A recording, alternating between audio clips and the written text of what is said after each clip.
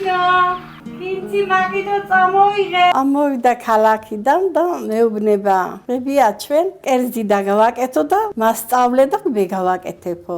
დავწყებით კერძის კეთება და ხალხს მოეწონა ეს ყველაფერი. რა ვქნა და დაკავებული ვარ. ეს არის ჩემი ქმრის ბებია, ნიგარი ბებია.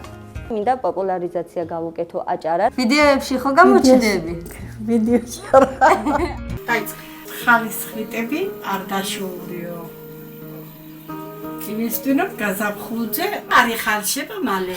თუ ასე გამოვდოდა სახალხოდ ნახდათ არ ვიცოდ. რომ მომიყვანა ჩემმა ქმარმა წელწადზე შვილი მეყოლა. მომცეს მე 2500 მეტრო თუთუნი. და რომ წევდოდი ყანაში და მაში ბაღნის გაღვიძებანდი თუთუნს მოუკრებდი მოვტანდი და რომ ეს შოდღეზე და მესხა ჩემი დედამთილი იყო 70 წლისა, მაგრამ მაინც ხელს მაძლევდა და ისე გამაზდებია 6 შვილი. დათიძნელი იყო, საჭმელი არ იყო, აფერი არა, ბაღნის საჭმელი არ იყო ედავწი.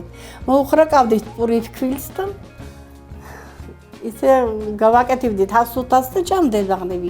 უკვე გაკეთდა ხაპიანი თხალი. ისეც კუჭისტი სასარგებლო არის.